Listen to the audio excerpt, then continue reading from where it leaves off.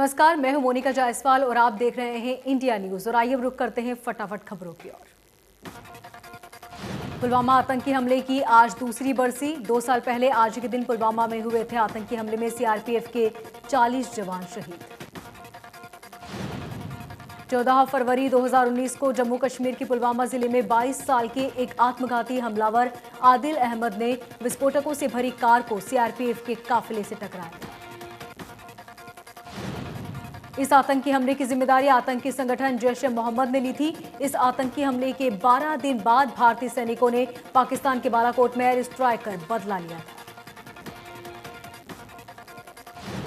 पुलवामा हमले की बरसी पर गृहमंत्री अमित शाह ने शहीदों को याद किया। ट्वीट कर लिखा, देश कभी भी नहीं भूलेगा आपका बलिदान। पुलवामा हमले की दूसरी बरसी पर कांग्रेस नेता राहुल गांधी ने ट्वीट कर लिखा, पुलवामा हमले में शहीद हुए वीर सैनिकों को श्रद्धांजलि और उनके परिवार वालों को नमन। देश आपका ऋणी है। उत्तराखंड के चमोली जिले में 7 फरवरी को ग्लेशियर टूटने से आए सैलाब में मरने वालों की संख्या बढ़कर 45 हो गई। इस घटना के बाद से लगातार रेस्क्यू ऑपरेशन जारी है। 7 दिन जारी रेस्क्यू ऑपरेशन के दौरान तपोवन सुरंग में अब 5 और शव बरामद किए, जिसके बाद इस त्रासदी से मरने वालों की संख्या अब बढ़कर हुई 45। आपदा के बाद से 204 लोग लापता थे, जिसमें 45 लोगों के शव बरामद कर लिए गए हैं, जबकि 2 लोगों को जिंदा बचाया गया।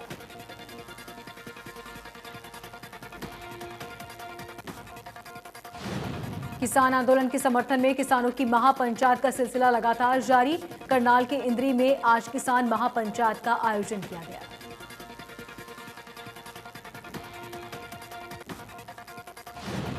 इंद्री में होने वाली किसान महापंचायत में किसान नेता राकेश टिकैत किसानों को करेंगे संबोधित।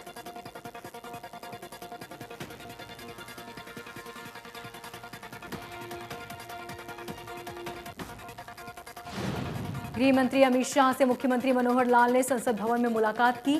किसान आंदोलन, मौजूदा राजनीतिक हालात, मंत्रिमंडल विस्तार समेत कई विषयों पर हुई बातचीत।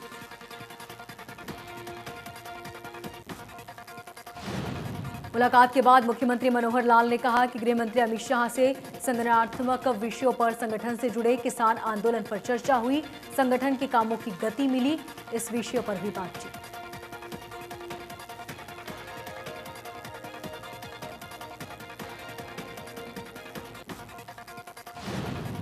सीएम ने कहा कि गृह मंत्री अमित शाह को किसान आंदोलन की स्थिति के बारे में जानकारी दी गई, साथ ही धरनों और किसान पंचायतों को लेकर भी बताया गया।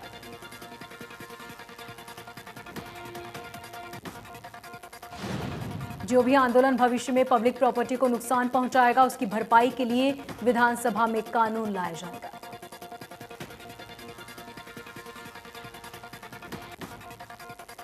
उद्योग की समस्याओं पर गुरुग्राम में एक कार्यक्रम में सीएम मनोहर लाल ने की शिरकत। कार्यक्रम में समस्याओं के निदान पर बातचीत हुई।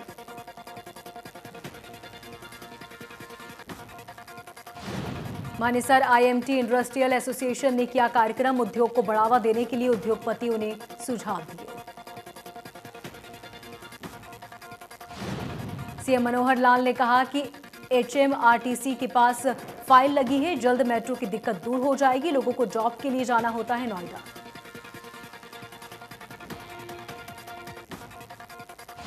सीएम ने कहा, मानेसर में नए नगर निगम का निर्माण 14 करोड़ 80 लाख में किया जा रहा। बारिश में पानी की समस्या, ड्रेनेज प्रॉब्लम को दूर करने का भी लोगों को भरोसा दिया गया।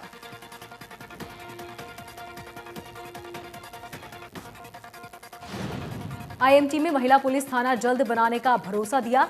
सीएम ने टोल को जल्द हटाने की बात कही। फायर ब्रिगेड और एनओसी की समस्या को दूर करने का भी भरोसा मिला।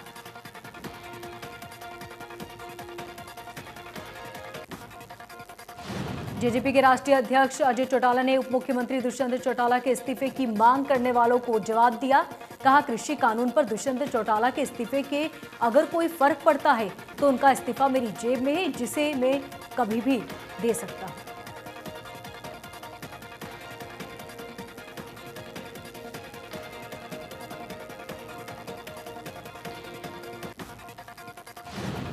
पूर्व मंत्री जयप्रकाश के गुहला में होने वाली किसान रैली को न्योता देने पहुंचे, जहां उन्होंने अजय चौटाला के इस्तीफे वाले बयान पर तंज कसते हुए कहा कि लोगों को बहका रहे हैं अजय चौटाला।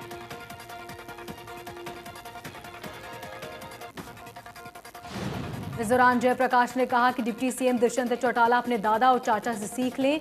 आंदोलन के दौरान किसानों का जो नुकसान हुआ उसका दोषी जननायक जनता पार्टी। इस दौरान जयप्रकाश ने कहा कि जिसने भी किसानों के खिलाफ कदम उठाया उसका खामियाजा उसे भुगतना पड़ा है।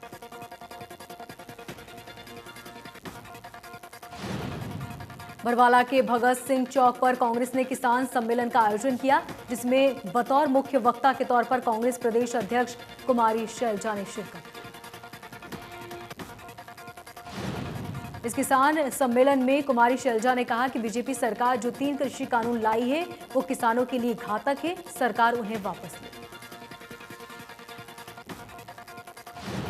शैलजा ने कहा बीजेपी सरकार पूरी तरह किसान विरोधी, अब बीजेपी का असली चेहरा जनता के सामने आ चुका है।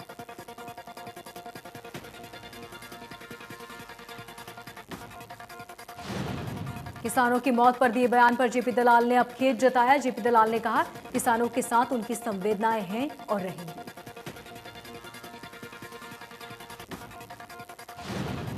जेपी दलाल ने कहा अगर किसी को मेरे बयान से दुख हुआ तो मुझे खेद है, मेरे बयान का गलत अर्थ निकाला गया।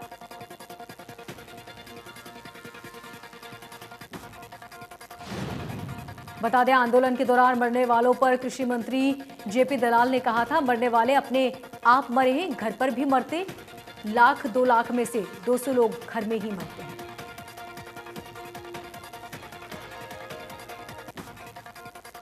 दतिया में संजय गांधी चौक पर किसान मजदूरों ने कृषि मंत्री जेपी दलाल के खिलाफ प्रदर्शन किया, उनके बयान को शर्मनाक बताया।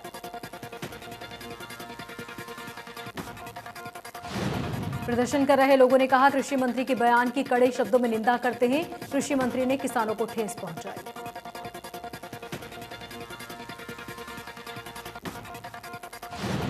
कैबिनेट मंत्री मूलचंद शर्मा ने नगर निगम कार्यालय में नगर निगम अधिकारियों की बैठक लेते हुए शहर में चल रहे विकास कार्यों में तेजी लाने के साथ ही सभी जेई और एसडीओ की जिम्मेदारी तय की। उन्होंने बैठक में अधिकारियों को दिशा निर्देश देते हुए कहा कि हर हफ्ते निगम अधिकारियों के साथ बैठक कर विकास कार्यों की समीक्षा रिपोर्ट लेंगे।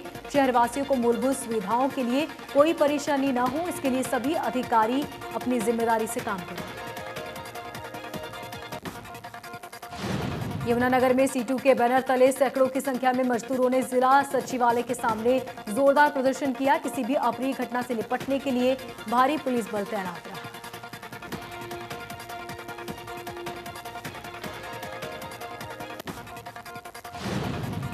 धुंध के चलते जिंद रोहतक रोड पर रोडवेज बस और ट्रक में जबरदस्त भिड़ंत हुई। हादसे में करीब 20 यात्री घायल हो गए। चालक की गंभीर हालत में रेफर किया गया। जिंद से रोहतक की तरफ आ रही रोडवेज बस के पास एक ट्रक में जबरदस्त टक्कर हो गई, जिसके बाद बस आगे से पूरी तरह से क्षतिग्रस्त हुई। यात्रियों को बस से बाहर निकाला गया।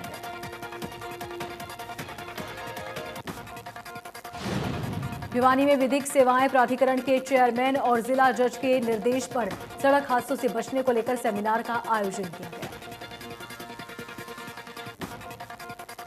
सेमिनार में प्राधिकरण के सचिव ने कहा कि अक्सर हादसे ट्रैफिक नियमों का पालन नहीं करने को लेकर होते हैं।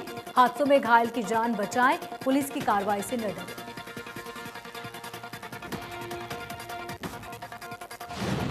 करनाल के कबूल पर खड़े खेड़ा गांव के पास एक युवक की दिन दहाड़े मौत, 3 युवकों ने मौत की। लोगों का कहना है कि तीनों शव खेत में पड़े मिले, जिसके बाद पुलिस सूचना पर मौके पर पहुंची। जानकारी के मुताबिक तीनों युवक पिज्जा की दुकान चलाते हैं। तीनों युवक पानीपत से अपने गांव लौट रहे थे, तभी रास्ते में अज्ञात वाहन ने उनकी गाड़ी को टक्कर मार दी। परिजनों ने बताया कि तीनों मृतक युवकों में से एक युवक की मार्च महीने में शादी हुई थी।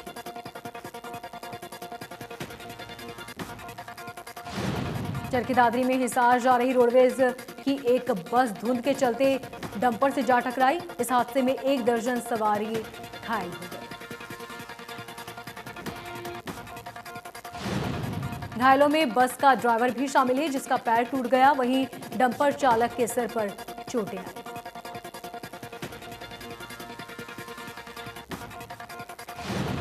कैथल में दहेज के चलते विवाहिता ने आत्महत्या कर ली। बताया जा रहा है कि शादी के बाद से विवाहिता को दहेज के लिए तंग किया जा रहा था। विवाहिता की मौत के बाद मृतक के पिता की शिकायत पर पुलिस ने ससुराल पक्ष के 5 लोगों के खिलाफ मामला दर्ज किया।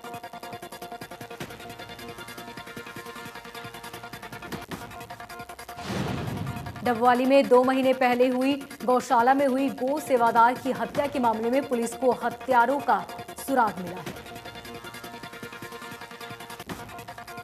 बता दें, गौशाला में 65 साल के सेवादार की रॉड से हमला कर हत्या कर दी गई थी, जिसके बाद पुलिस ने हत्यारों की तलाश में डीएसपी के नेतृत्व में टीमों का गठन किया, लेकिन अब तक कोई सुराग नहीं मिल पाया।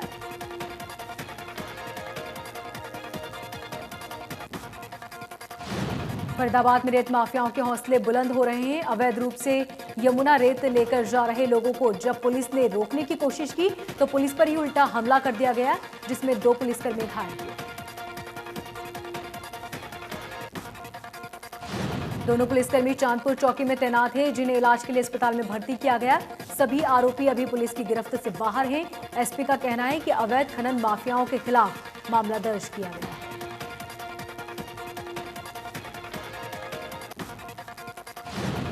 रोहतक में फायरिंग की घटना सामने आई। मेहर सिंह अखाड़े में हुई फायरिंग की इस घटना में 5 लोगों की मौत हो गई, जबकि 2 लोग गंभीर रूप से घायल हुए।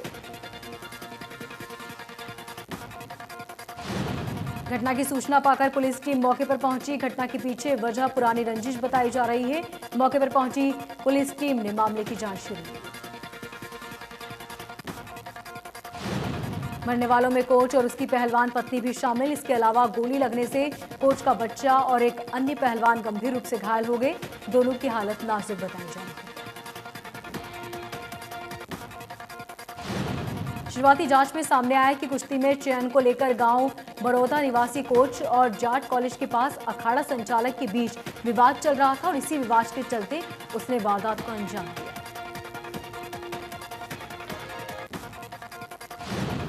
5 हत्याओं के आरोपी सुखवेंद्र को दिल्ली पुलिस ने समयपुर बादली से गिरफ्तार किया। दिल्ली पुलिस और हरियाणा पुलिस की संयुक्त टीम ने गिरफ्तारी की।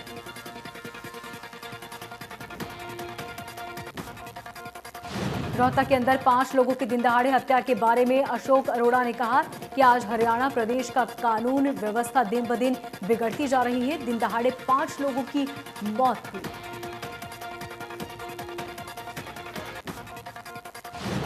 फरीदाबाद में किसानों के मुद्दे और टूटी सड़कों से लेकर विधायक नीरज शर्मा ने अपने समर्थकों के साथ चौक पर धरना प्रदर्शन किया और कहा कि प्रदेश में जो सड़कें लंबे समय से टूटी पड़ी हैं, उन्हें किसानों के हवाले कर देना चाहिए ताकि वो वहां पर अनाज उगा सके।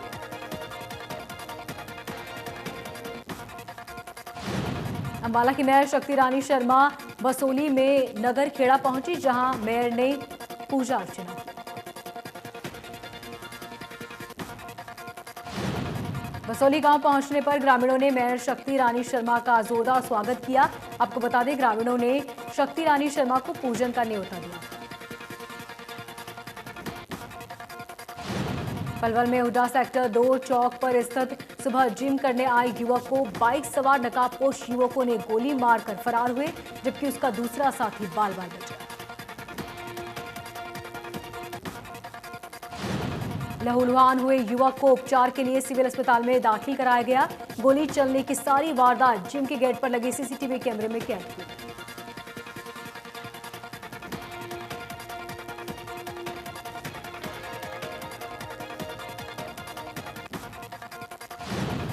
गोहाना में पत्नी की हत्या करने वाले आरोपी पति को पुलिस ने गिरफ्तार किया। 8 फरवरी को हत्या की वारदात को दिया था अंजाम।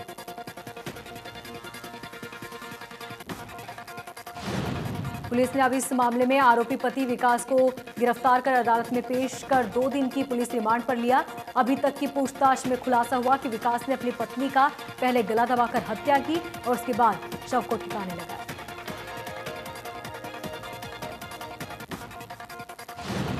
गोहाना में एक बार फिर तेज रफ्तार का कहर देखने को मिला। गोहाना में रोड की किसी अज्ञात वाहन से एक बाइक को टक्कर मार दी। हादसे में एक युवक की मौत हुई। घटना की सूचना मिलते ही पुलिस ने मौके पर पहुंची और शव को अपने कब्जे में लेकर नगर नागरिक अस्पताल में पोस्टमार्टम के लिए भिजवाया। परिजनों के बयान पर अज्ञात वाहन चालक की तलाश जारी।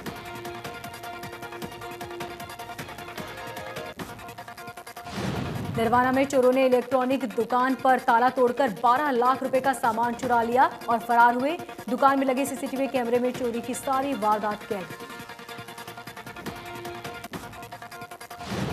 घटना की सूचना मिलते ही दुकान के मालिक ने पुलिस को जानकारी दी। इससे पहले भी 3 चोर नरवाना में लूट की वारदात को दे चुके हैं अंजाम।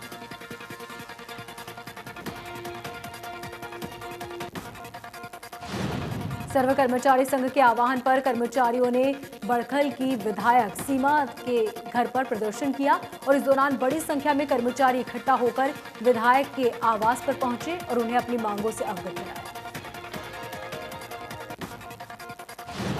कर्मचारियों ने साफ तौर पर कहा कि सरकार को उनकी 21 सूत्रीय मांगें पूरी करनी चाहिए। उनके मुताबिक वे चाहते हैं कि नई पेंशन स्कीम को बंद कर पुरानी पेंशन स्कीम चालू की जाए, ठेकेदारी प्रथा बंद की जाए और ठेके पर कर्मचारियों को पक्का किया जाए।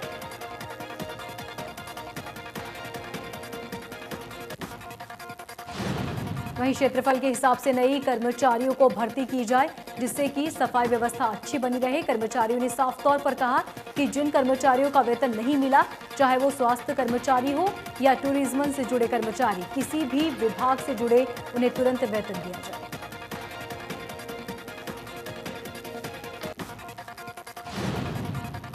कैथल पुलिस ने प्रेजेंट डे की शुरुआत की। थाना प्रभारियों के नेतृत्व में पुलिसकर्मी शहर की सड़कों पर निकलकर लोगों से रूबरू हुए और उन्हें अपनी समस्याओं के बारे में जाना।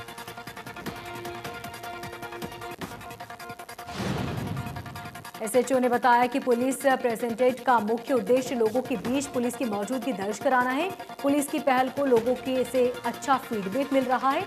उन्होंने ये भी बताया कि लोगों में अच्छा संदेश जाएगा और पुलिस अलर्ट पर रहेगी।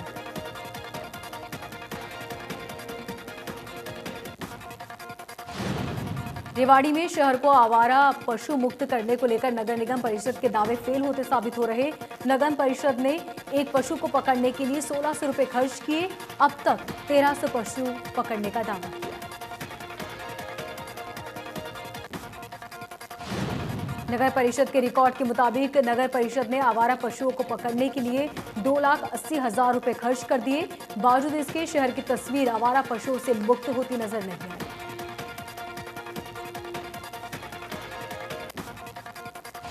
सुप्रीम कोर्ट ने शाहीन बाग मामले में पुनर्विचार याचिका खारिज कर दी। सर्वोच्च अदालत ने पिछले साल अक्टूबर के महीने में दिए शाहीन बाग फैसले को बरकरार रखा है। सुप्रीम कोर्ट ने कहा कि धरना प्रदर्शन लोग अपनी मर्जी से और किसी भी जगह नहीं कर सकते। धरना प्रदर्शन लोकतंत्र का हिस्सा है और इसके लिए एक सीमा है।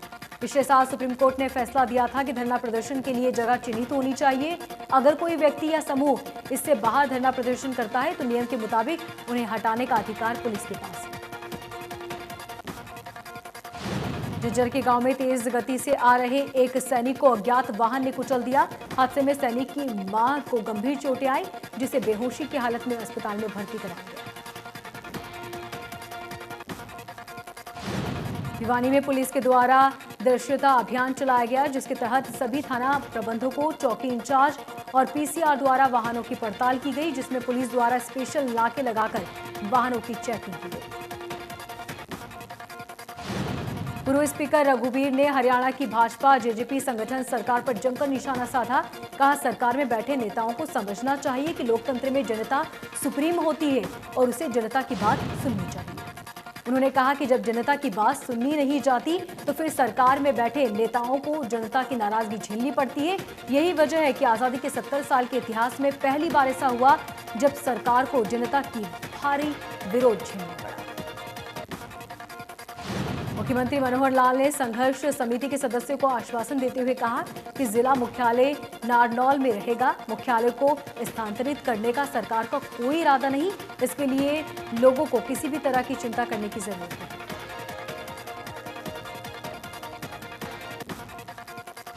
कैथल की इंडियन ऑयल कॉर्पोरेशन लिमिटेड की पानीपत भटिंडा पाइपलाइन में अज्ञात व्यक्तियों द्वारा 2 जगह स्टैंड लगाए जाने के मामला सामने आया। सिविल लाइन पुलिस ने मुकदमा दर्ज किया। पुलिस को दी गई शिकायत में पानीपत इंडियन ऑयल कॉर्पोरेशन के सहायक निरीक्षक अभियंता द्वारा बताया गया कि कैथल माइनर में नीचे जा रहे तेल की पाइपलाइनों में तेल चोरी करने के लिए 2 जगहों पर वाल्व लगाए गए।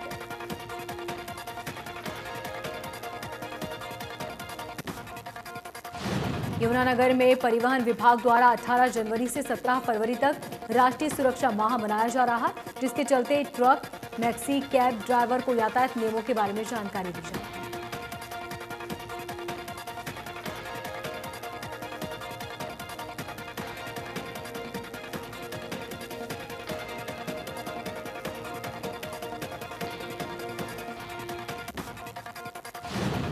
गुरुग्राम में राम के मंदिर निर्माण के लिए रन फॉर राम मैराथन का आयोजन किया गया। इस मैराथन का आयोजन राष्ट्रीय स्वयंसेवक संघ के निधि समर्पण अभियान के लिए सामाजिक संस्थाओं ने किया।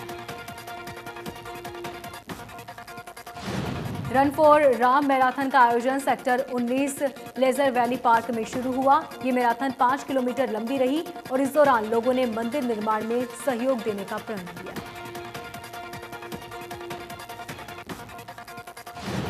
जम्मू कश्मीर के पूर्व मुख्यमंत्री उमर अब्दुल्ला ने ट्वीट कर कहा, यह है नया कश्मीर जहां बिना किसी कारण के उनके घर में उन्हें नजरबंद कर दिया जाता है। उमर अब्दुल्ला ने कहा कि उनके पिता एक सांसद हैं, उन्हें भी उनके घर में नजरबंद कर दिया जाता है। अगस्त 2019 के बाद से नए कश्मीर में सिर्फ यही बदलाव हुआ।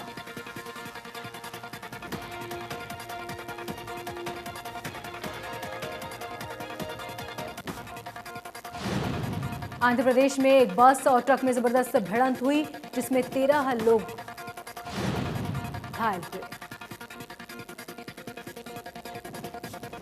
पुलिस को दी गई शिकायत में पानीपत इंडियन ऑयल कॉर्पोरेशन के सहायक निरीक्षक अभियंता द्वारा बनाया गया कैथल माइनर को तेल की पाइपलाइन में भेजा गया, जहां पर वॉल्व में